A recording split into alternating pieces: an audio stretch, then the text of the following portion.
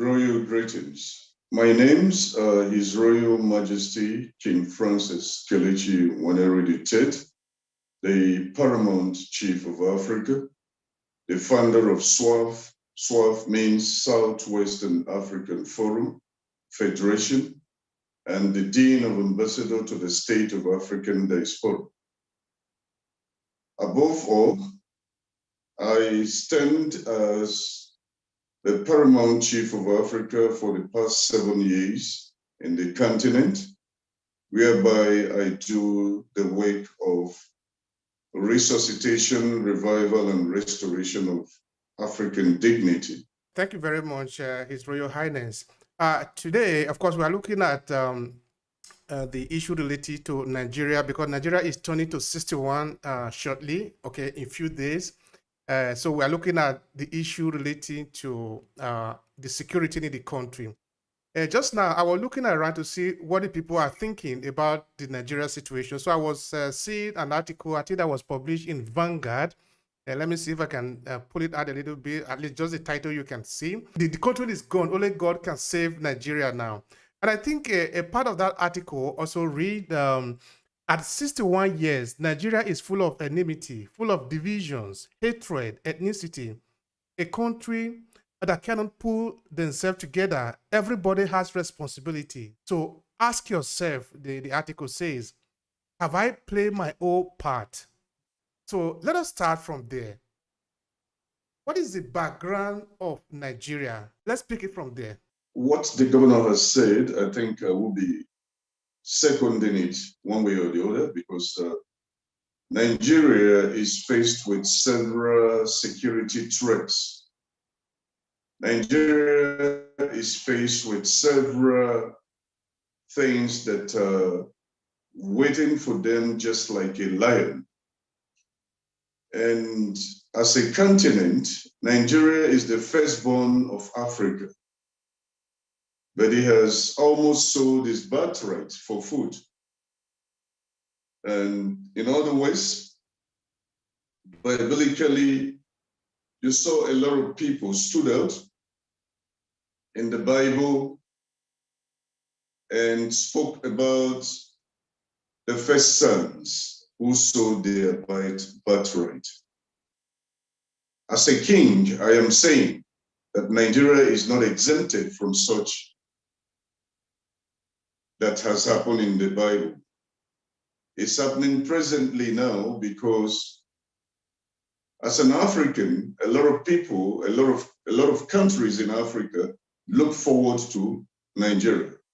Nigeria has a lot of resources and a lot of educated and learned men and women that if you go around the whole African continent, you'll find out that Nigeria dominates in terms of education, in terms of all that it matters in social areas, but yet we are backward.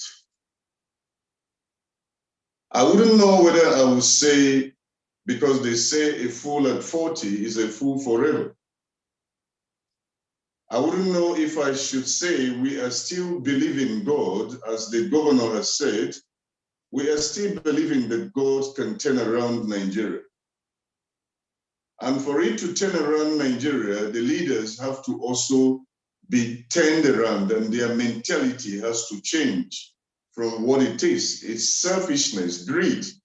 That's what is full of them. So you can imagine the situation of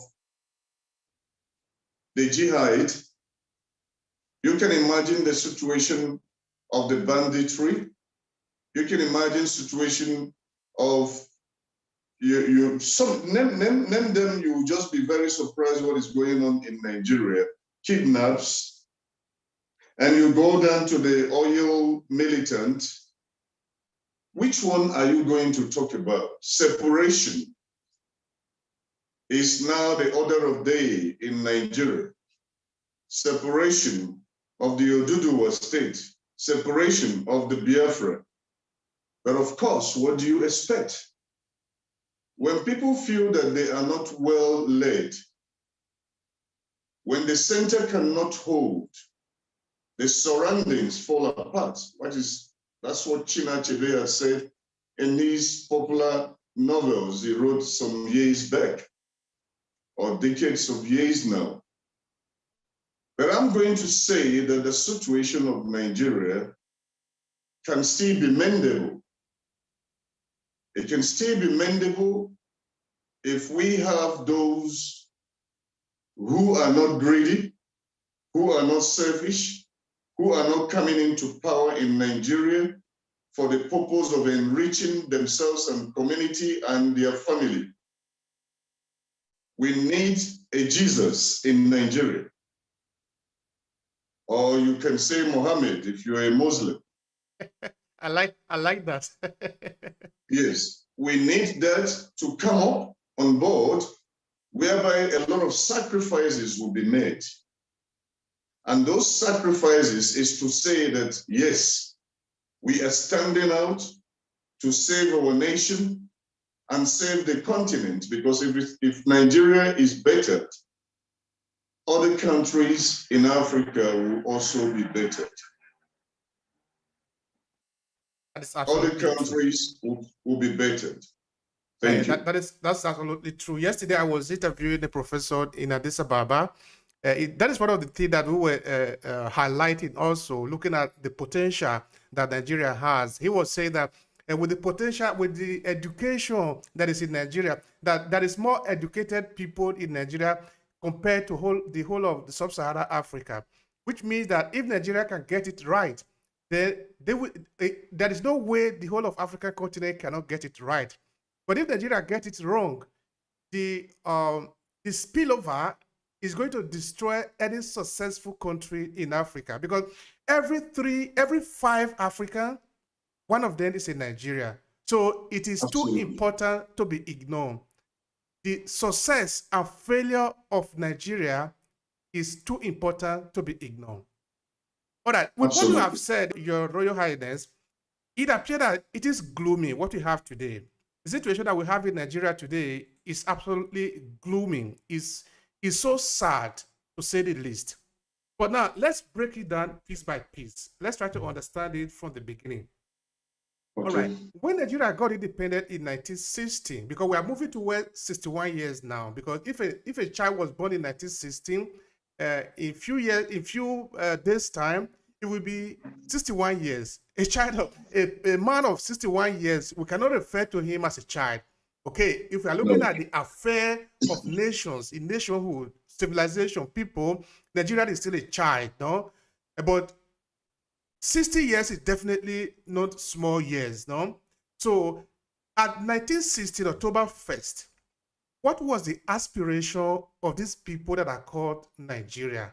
How did they look at themselves looking into the future, beginning from 1916, those years? Beginning from then, it was like, let me put it this way. It was an achievement of the Western world to put Nigeria together. I must tell you, it was an achievement on their part to say that, yes, Nigeria should be there as one, irrespective of the agitation in those days that we don't want to be together. It started from time immemorial, but hence we had nothing to defend ourselves, and powers was given to those that they wish they can control. Those they wish they can lead or led by nose. Remotely, they gave them power. And then we have nothing. When I say we, the other parts of Nigeria then remained the same and stood together in unity, not in diversity. They continued to a certain time where they now saw that this is no longer working. Why can't we have a better situation whereby Nigeria will be divided? And then they said again, it's not the right thing. Yes, Together we stand in Nigeria because we are, I don't know, we are strongly built together. We are meant to be together as people of the same culture and traditions. But the people in it becomes those who destroy the aspirations that came from that 1960 till date. Just like in Southern region, where the ANC have deviated from their main intentions, deviated in the sense that Southern Africa has been expecting ANC, according to their manifesto, according to their memorandum of understanding, they are meant to stand for the whole African continent, unifying all Africans. But that has been hijacked or deviated. And that is why you see Julius Malema keep talking, bringing up or saying that he is now the young version of the aspiration of the Southern region. Same is applicable in Nigeria. Our aspiration was very great, irrespective that a lot of people were hot, including my own parents. They and others were all hot because a lot of us would have been children of billionaires at this very point in time, while Biafra was in existence before the war. But the money was neutralized completely. Till tomorrow, I can tell you, some people are still keeping that currency in the roof within the surroundings that spends that money in those days. But coming back to your point, the aspiration was that Nigeria being together, having Yoruba, Hausa, Igbo, and other cultures that makes up Nigeria was the best because we can now exploit. It's a great nation, I must tell you, because it's a combination of bunch of talents